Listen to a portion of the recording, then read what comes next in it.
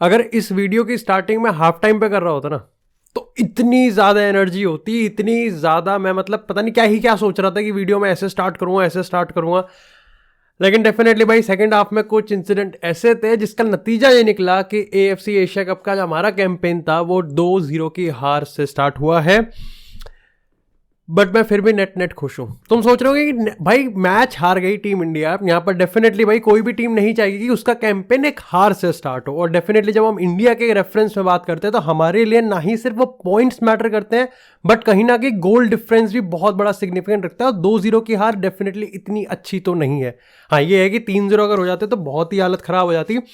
लेकिन net positive इसलिए क्योंकि अगर मैं मैच से पहले की बात करूं ना तो मैं अगर टाइमलाइन के रिएक्शन की बात करूं, ऑफ कोर्स जो अपने इंडियन फुटबॉल फैंस है उसमें से भी 4-5 नमूने, और अगर हम बाहर के लोगों की बात करें जो कि ऑफ कोर्स इंडिया के नहीं है, दूसरी टीम्स के सपोर्टर्स हैं, वो ये मान के चल रहे थे कि अगर 5-6 गोल नहीं मारे इस इंडियन टीम में तो ऑस्ट्रेलिया के लिए हार के बराबर है। इस तरीके का तो यहां पर लेवल ऑफ कॉन्फिडेंस इतना नीचे था इंडियन टीम के लिए, या फिर आप कह सकते हो कि इंडिया टीम को इतना लुल माना जा रहा था। पहले 45 मिनट जिसने देखे होंगे उसको पता होगा कि इंडियन टीम ने भी 3 चांसेस क्रिएट करे हैं जो कि ताबड़तोड़ गोल हो सकते थे, बट ठीक है। लेकिन उसके अलावा जो हमने परफॉर्मेंस डाली है भाई वो इतनी ज्यादा प्यारी है। तो मैं तो काफी लोग कहोगे कि यार हमने इतने यहां पर कंसीड कर लिए सेट पीसेस, इतने कॉर्नर्स कंसीड कर रहे हैं, हम इतने शॉट्स खा रहे हैं, क्या लगता है तुमको कि एक ऑस्ट्रेलिया जो कि अर्जेंटीना से राउंड ऑफ 16 में बाहर हुई थी, ये ऑस्ट्रेलिया जो 2015 में चैंपियंस थी, ये ऑस्ट्रेलिया जो कि रैंकिंग में टॉप 30 है, ये ऑस्ट्रेलिया जो कि टॉप 5 एशिया टीम से, ये हमारे अगेंस्ट चांस नहीं क्रिएट कर सकती। देखो अगर इस तरीके से तुम इस गेम को देखने वाले थे ना, तुम यहां पर एक तरीके से इग्नोर कर रहे थे इंडिया की स्ट्रगल और इंडिया की टेक्निकल डिफिशियंसी को। लेकिन मेरे को यहां पर लगता है कि जो डैमेज लिमिटेशन से थोड़ा सा मैं उदास हूं कि हम ये गेम सही में ड्रॉ भी कर सकते थे। इसके गैप जो भरा है ना वो इंडियन टीम के हार्डवर्क ने भरा है भाई। अगर सही बताऊं मैं, अगर आज की टीम की परफॉर्मेंस जैसी आई है अगर वैसी ना आती, अगर इंडियन टीम्स ने परफॉर्म करा है वैसे ना करते, अगर इंडियन प्लेयर ने जिस तरीके से हार्डवर्क करा है वो ना करते, तो मैं तुम्हें लिख के बता रहा हूं 50% लोग कहते हैं हाँ ठीक है यार 2-0 से हार गए, क्या दिक्कत है। लेकिन द डिसअपॉइंटमेंट जो कि हर इंडियन फुटबॉल फैंस में अभी के तरीके से है ना, वो इसलिए नहीं क्योंकि हार गए, बल्कि इसलिए क्योंकि शायद से उनको पता था कि ये गेम हम लोग ड्रॉ कर सकते थे, ये गेम हमारे लिए हार के मतलब 0 पॉइंट्स के लायक नहीं था, हमने बहुत कुछ किया था। लेकिन अल्टीमेटली यार रूड यही इतना ही गेम क्रूअल है कि यहां पर आप 2 मोमेंट खराब कर दोगे और आपके हाथ से गेम निकल जाएगा। इससे फर्क नहीं पड़ता कि आपने 60 मिनट कितना बढ़िया परफॉर्म करा है, 70 मिनट कितना बढ़िया परफॉर्म करता है। लेकिन इस गेम के अपने प्रोस थे और अपने कॉन्स थे। सबसे पहले कॉन्स की बात कर लेते हैं। ये मैंने स्टार्टिंग में ही जब मैं ट्विटर पे रिएक्शंस दे रहा था, ये मैंने स्टार्टिंग में ही कह देता कि ये टीम इंडिया सही कर रही है जो कर रही है, और अभी आगे हम बात करेंगे प्रोस में। लेकिन एक बड़ी दिक्कत की बात है कि इस इंडियन टीम को यहां पर जो बैकलाइन है वो पोजेशन और टेक्निकली इतनी इक्विप्ड नहीं है कि वो यहां पर आगे वाली टीम को हेल्प कर सके बिल्डअप में या फिर एक डायगोनल बॉल के लिए। अब देखो यहां पर जैसे जैसे गेम आगे बढ़ता रहा, हमने बहुत डायगोनल स्विचेस करे, बैक लाइन से बहुत लॉन्ग बॉल्स आई, लेकिन सक्सेसफुल हो नहीं पाया। इसका नतीजा यह भी था कि सुनील छेत्री हमारे साथ गेम में इतना इन्वॉल्व नहीं हो पाए, और कहीं लोग कहेंगे कि हाँ यार गेम था भी नहीं उनके लिए इन्वॉल्व वाला, क्योंकि अल्टीमेटली आपको बहुत ज्यादा डीप डिफेंड करना पड़ रहा था। लेकिन एक छोटा सा कौन से था कि आपकी डिफेंसिव जो प्लेयर्स है, जैसे अगर सेंटर बैक्स की बात करें, और मैं यहां पर उनके डिफेंसिव एबिलिटीज की बात नहीं कर रहा, मैं सिर्फ उनकी बॉल प्लेइंग एबिलिटीज की बात कर रहा हूं कि उन्होंने ज्यादा इस गेम में हेल्प करी नहीं। देखो इस गेम में आप उस चीज को फिर भी बाईपास कर सकते हो, लेकिन आने वाले 2 गेम उज्बेकिस्तान और सीरिया, जिस पर अभी थोड़ा सा ब्रीफ में बात करेंगे, वहां पर आपको एक्सपेंशन फुटबॉल खेलना पड़ेगा और वहां पर आपको अपनी टीम के लिए चांस क्रिएट करने पड़ेंगे। ऐसे में जो डिफेंस लाइन है, जो आपकी पहली लाइन ऑफ अटैक जिसे हम कहते हैं, अगर वो थोड़ा सा भी और अच्छा टेक्निकली हमको यहां पर नंबर्स दे सके और अच्छा हमको यहां पर आउटपुट दे सके, तो ये इंडियन टीम के जो आगे के प्लेयर्स हैं वो एटलीस्ट कुछ बनाए तो उससे। दूसरी चीज यहां पर यह है कि देखो गुरप्रीत पे बात कर लेते हैं। मैं इसके बिल्कुल खिलाफ हूं, अगर कोई, मेरे सही बता रहा हूं गाली निकल जाएगी अगर कोई गुरप्रीत को इस गेम के लिए उस गोल के लिए बैश करेगा। Yes it was cheap, yes it was a mistake, लेकिन ये किसी से भी हो सकती है। उस पर्टिकुलर मोमेंट पे भाई किसी को फर्क नहीं पड़ता कि यहां पर एक टीम एक यूनिट की तरह खेलती है, और वहां पर अगर आप इंडिविजुअली उसको निकाल के अगर यहां पर आप गुरप्रीत पे क्या कहते हैं ब्लेम कसने वाले हो, तो ये आपके एंड पे बहुत बड़ी इग्नोरेंस है और आपके एंड पे बहुत बड़ा लैक ऑफ रिस्पेक्ट है।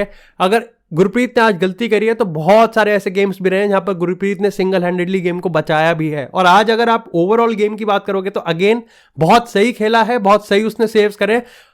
मैंने उसको कॉन्स में इसलिए ऐड किया है बिकॉज अगेन मेरे को लगता है कि इंडियन टीम अगर बहुत ज्यादा हैवीली रिलाय कर रही है इस चीज पे कि हम play out from the back करेंगे या फिर हम गोलकीपर को बहुत इन्वॉल्व रखेंगे, जो कि ईगोस मैच के इस गेम का पैटर्न रहा है, तो मेरे को लगता है कि यहाँ पर गुरप्रीत को एक चीज में तो इंप्रूव करना पड़ेगा और वो उसका बॉल डिस्ट्रीब्यूशन है। आज 2-3 चांसेस पे बॉल डिस्ट्रीब्यूशन काफी पुअर रही थी। और देखो मेरे को लगता है कि यहाँ पर मैं ये नहीं कह सकता कि एक दिन मैं रियल मैड्रिड के बॉल डिस्ट्रीब्यूशन को देख रहा हूँ और दूसरे दिन मैं यहाँ पर इंडियन टीम की बॉल डिस्ट्रीब्यूशन को दोनों कंपेयर कर रहा हूँ। That's not absolutely justified. मेरे को लगता है कि बॉल डिस्ट्रीब्यूशन का ही मैं थोड़ा डेफिनेशन यहाँ पर थोड़ा लीनियंट कर देता हूं। मेरे हिसाब से कहने का मतलब ये कि आपका बॉल डिस्ट्रीब्यूशन ऐसा नहीं होना चाहिए कि बिल्कुल ही यहां पर पिन पॉइंट होकर हम गोल मार दें, बट एटलीस्ट ये ऐसा भी नहीं होना चाहिए कि बिल्कुल सामने वाले को गिफ्ट ही कर दे। और आज मैं जिस बॉल डिस्ट्रीब्यूशन की बात कर रहा हूं वो सही में दूसरी वाली ही थी कि हमने यहां पर गिफ्ट कर दी, and that is something Gurpreet को यहां पर इस चीज पे समझना पड़ेगा। अब देखो इस पर टोटली 100% गलती गुरप्रीत की भी नहीं है, बट यहां पर हमारी टीम को भी देखना पड़ेगा कि किस सिचुएशन में हम गुरप्रीत को डाल रहे हैं। बहुत इंसिडेंट पे गुरप्रीत का जो बॉडी लैंग्वेज था वो भी ये बता रहा था भाई मुझे क्यों दे रहा है ऐसे पॉइंट पे जब ऑस्ट्रेलिया की टीम बिल्कुल ही गले पे चढ़े बैठी है। You can just clear out. अगर आज की गेम की बात करें तो तीसरा और मेरे को लगता है कि आखिरी कॉन्स होगा, क्योंकि इस गेम में सही में इतने कॉन्स नहीं थे, प्रोज बहुत ज्यादा हैं। तीसरा कॉन्स ये है कि जब हमने गोल कंसीड किया बहुत अंडरस्टैंडिंग था कि हमको स्ट्रेट अवे गोल के लिए नहीं जाना है, ठीक है, वो मैं आगे बता दूंगा प्रोस के लिए, क्योंकि आज तारीफ बनती है मैनेजर की। मेरे को बस एक चीज समझनी है कि ईगोस मैच की मैं बहुत तारीफ करता हूं उसके डिफेंसिव यूनिट और उसके डिफेंसिव कोऑर्डिनेशन की, लेकिन मेरे को ये भी जानना है कि इंडियन टीम गेम चेस कैसे करती है, इंडियन टीम कमबैक कैसे करती है। ऑफकोर्स तुम साफ चैंपियनशिप, इंटरकॉन्टिनेंटल ये सब लिया होगे, बट अगेन हम AFC एशियन कप में यस यहां पर ऐसे मोमेंट्स आएंगे जहां पर हम अपनी गलती की वजह से, अनलक की वजह से या फिर कुछ भी हो गोल कंसीड कर देंगे, लेकिन there would be a time जहां पर इंडिया को गेम चेस करना पड़ेगा। वहां पर बिल्कुल डिफेंसिव कोऑर्डिनेशन से आप कैसे अटैकिंग कोऑर्डिनेशन करने वाले हो वो अभी भी थोड़ा सा लैक करता है और इस गेम में दिख गया। देखो मैं आपको बताता हूं कि जितने भी कॉन्स आज की गेम में थे जरूरी नहीं कि ये कॉन्स रिपीट हो, बिकॉज अगेन हम ऑस्ट्रेलिया के अगेंस्ट खेल रहे थे। भाई ऑस्ट्रेलिया को अगर आप रिस्पेक्ट से नहीं देख रहे हो और अगर ऑस्ट्रेलिया को आप डर से नहीं देख रहे हो तो आपको पता ही नहीं है कि ग्लोबल फुटबॉल डायनामिक्स में उन्होंने क्या तोड़ा है इस समय। अब बात कर लेते हैं प्रोस की, और यहां पर लंबी कतार है, कतार ही कतार है। सबसे पहले तो भाई Chhangte, I am a fan of this भाई चांगटे और अपुया, मतलब अपुया क्लास है। अपुया की अगर बॉल रिटेंशन की बात करें, अपुया मतलब इट्स लाइक सारी प्लेयर्स की मैं एक तारीफ करना चाहूंगा, उन्होंने वर्क रेट ताबड़ तोड़ दिया है। लेकिन अगर दो प्लेयर जो कि मेरे को लगता है कि बहुत ज्यादा बढ़िया परफॉर्म करे, स्टैंड आउट कर रहे थे, तो वो यहाँ पर मैं कहूंगा चांगटे और संदेश झिंगन। अपुया का नाम मैं इसलिए दूंगा यार, अपुया बहुत यंग है और अपुया के पास लाइक जिस तरीके से रिसेंट टाइम में हमने देखा किस तरीके से उसको नेशनल टीम में इंटीग्रेट किया गया है वो भी एब्सोल्युटली अमेजिंग था। इसके बाद अगर हम दीपक की बात करें और अगर हम बात करें यहाँ पर वांगयाम की, भाई मिडफील्ड हमारी काफी सही लग रही थी। हमारे यस जो फाइनल थर्ड पासिस थे या फिर वो एक पास जो हमारी टीम को लेजिट सामने जाके goal like you know threat करने के लिए एक चांस बना दे, वो मिसिंग था। लेकिन उसके बाद का सारी चीज बहुत ज्यादा बेटर थी। ऑफ कोर्स तुम में से काफी लोग काउंटर करने की कोशिश करोगे, हमने तो 80% ऑफ द गेम हम यहाँ पर लो ब्लॉक डिफेंड ही कर रहे थे, बॉल बाहर मार रहे थे। लेकिन अगर आपको वो 3-4 जितने भी मोमेंट्स थे जहां पर क्रिटिकल थे, आपको बिल्डअप करना था, आपको अपनी डिफेंस लाइन से थोड़ा सा बाईपास करना था, थोड़ा सा इंडियन टीम को थोड़ा सा सेंस ऑफ ब्रीथ, सांस लेने का मौका देना था, उस रोल में इस टीम ने बहुत सही काम किया। शुरुआत के कुछ मोमेंट्स में मेरे को लगा था कि ऑस्ट्रेलियन टीम को मिड में ज्यादा यहाँ पर स्पेस मिल रहा है, लेकिन बहुत जल्दी इंडियन टीम ने उस चीज को भी कैपिटलाइज किया और इसके लिए तारीफ बनती है। दूसरी चीज चांगटे की अगर हम बात करें, भाई चांगटे अगर इस टीम से आप हटा दोगे ना, मेरे को लगता है कि इस टीम का 90% आउटलेट खत्म है। देखो मैं मनवीर सिंह की तारीफ मतलब ऑफकोर्स तारीफ मतलब क्रिटिक्स नहीं करूंगा, लेकिन मेरे को लगता है कि मनवीर सिंह का अभी एग्जैक्टली क्या यहाँ पर इंटीग्रेशन है, किस तरीके से वो थ्रेट दे रहा है, वो अभी भी थोड़ा सा मुश्किल है। क्योंकि मैं समझ पा रहा हूँ कि ईगोस मैच जाता है कि भाई उधर पेस हो और इधर हमारे पास फिजिकल प्रेजेंस हो, लेकिन आज हमारे पास पेस था बट फिजिकल प्रेजेंस नहीं था। ऑफकोर्स मैं यहाँ पर किसी भी दिन उठ के ये नहीं सोच सकता कि मेरी टीम के प्लेयर यहाँ पर डेफिनेटली ऑस्ट्रेलिया की टीम को यहाँ पर फिजिकली बुली करने वाले हैं, बट अगेन मनवीर सिंह के लिए अभी अपन टाइम देखेंगे। लेकिन चांगटे ने आज काम किया। आप ऑस्ट्रेलिया डाल दो, कतर डाल दो, कोई सी भी टीम डाल दो, चांगटे खेलता है उधर।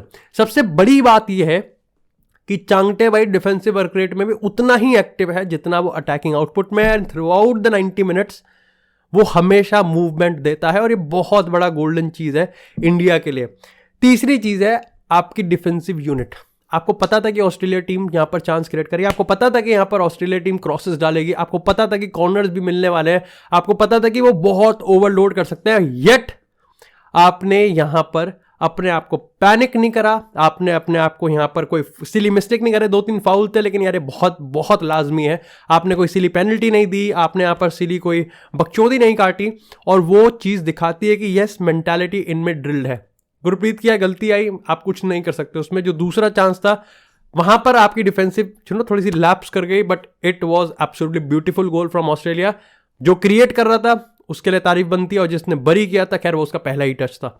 तो मेरे को लगता है कि जो डिफेंसिव सॉलिडिटी थी वो आपने थ्रू आउट द टाइम बना के रखी। अब बात करते हैं ईगोस्ट मैच की, और ये मेरे को लगता है कि बहुत ज्यादा बढ़िया चीज है। देखो ईगोस्ट मैच यार वो भी भावुक है, उसको भी गेम जीतना है। उसका प्लान यहां पर रहता है कि 45 मिनट 0-0 रखेंगे, और यहां पर आने वाले टाइम में हम लोग बिल्कुल 1 पॉइंट के लिए जाने वाले हैं।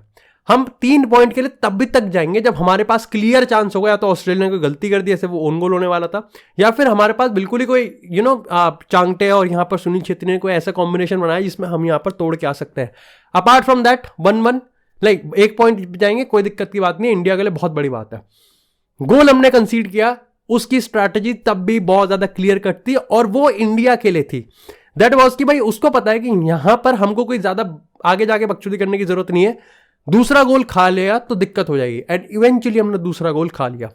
मेरे को लगता है कि तब भी उसकी स्ट्रैटेजी काफी ज्यादा सही थी। तुम में से काफी लोग कहोगे कि यार देखो अपन लोग गोल मार के आते हैं, अपना गोल डिफरेंस कम करते 1 पे, जो डेफिनेटली जस्टिफाइबल है। बट मेरे को लगता है कि हमने पूरा गेम का डायनामिक्स देखा, इंडियन टीम यहां पर डिफेंस कर रही थी, काफी सही कर रही थी। ऐसे में यहां पर ईगोस्ट मैच के बाद 2 ऑप्शन थे, या तो वो ये था कि इंडियन टीम को आगे छोड़ सकती है और कहेगी भाई आप अटैक करो, फ्री फुटबॉल खेलो और थोड़ा फियरलेस हो जाओ, और आप 1 गोल मार के अपने गोल डिफरेंस को कम करो। अब इसका कौन से होता कि आप गोल खा सकते थे, और जो कि chance of course inevitably create होने ही थे, आपका गोल डिफरेंस बद से बदतर हो सकता था। तो उसने यहां पर ये चीज सोचा कि क्या मैं अपनी टीम के डिफेंस पे ज्यादा कॉन्फिडेंस रखूं, या फिर टीम के यहां पर गोल स्कोरिंग फॉर्म पे ज्यादा कॉन्फिडेंस रखो। तुम में से काफी लोग कहोगे कि गेम जीतना वो इस टाइम तक हट चुका था, इस टाइम तक गेम जीतने की इक्वेशन ही खत्म हो चुकी थी, इस टाइम तक सिर्फ और सिर्फ बची हुई थी कि गेम को अब यहां पर गोल डिफरेंस अपने हाथ में कैसे रखना है। और ऐसे में मेरे को लगता है कि ईगोस्ट मैच ने कॉन्फिडेंस दिखाया डिफेंस पे, जिसके लिए मैं उसको पूरे नंबर दूंगा, क्योंकि डिफेंस फॉर्म में है। संदेश जिगन, राहुल बेके एब्सोल्युटली इतना बढ़िया डिफेंड करा है हमने यहां पर अपने टैकल्स को। हमने जो गोल कंसीड किए हैं हमने अपने टैक्टिकल उसकी वजह से कंसीड नहीं किया, हमने बस थोड़ा सा यहां पर झपकी सी लग गई और दुर्घटना हो गई, वो वाली बात थी। लेकिन मेरे को लगता है कि ईगोस्ट मैच ने इस गेम को बहुत ब्यूटीफुली प्लान करा था। यस, मैं बहुत तारीफ कर रहा हूं, हम एक ऐसे गेम में जहां पर हम 2-0 से आ रहे हैं, बट हम हारे हैं बहुत बड़ी टीम से, और मेरे को लगता है कि इसके जो लॉन्ग टर्म बेनिफिट्स हैं वो आज हमको इस गेम में दिख गए। I am absolutely happy. अब बात करते हैं आगे का। गोल डिफरेंस बहुत बड़ा रोल प्ले करने वाला है, और शायद से आज मैं नजर रखूंगा उज्बेकिस्तान और सीरिया के गेम पे, क्योंकि वहां पर मैं चाहूंगा कि ड्रॉ ना हो। वहां पर मैं चाहूंगा कि एक टीम क्लियर कट तरीके से यहां पर दूसरी टीम को हरा दे। ड्रॉ होगा थोड़ी सी दिक्कत हो जाएगी। मैं चाहता हूं कि यहां पर इंडिया के साथ साथ किसी और टीम का भी गोल डिफरेंस खराब होना चाहिए, और होगा, इवेंचुअली होगा। लेकिन आप थोड़ा सा अपने गिरेबान में बात कर लेते हैं। एक्सपेंशन फुटबॉल हमको खेलना पड़ेगा, और जैसा मैंने कहा कि आप डिफेंसिव यूनिट पे कर सकते हो, लेकिन ये बड़ी टीम के खिलाफ है। देयर वुड बी गेम्स जहां पर आपको डिफेंस से ज्यादा अटैक पे ध्यान देना पड़ेगा, और आने वाले 2 गेम यही गेम है। तो मेरे को लगता है कि यहां पर किस तरीके से अटैकिंग सीक्वेंस बना के इंडिया गोल स्कोरिंग फॉर्म में आएगी, वो बहुत बड़ा चैलेंज है ईगोस्ट मैच के लिए। क्योंकि अब ये तो समझ में आ गया कि हम डिफेंड बहुत तरीके से सही से कर सकते हैं, क्या हम अटैक भी उतनी कंसिस्टेंट तरीके से कर सकते हैं, ये देखने वाली बात है।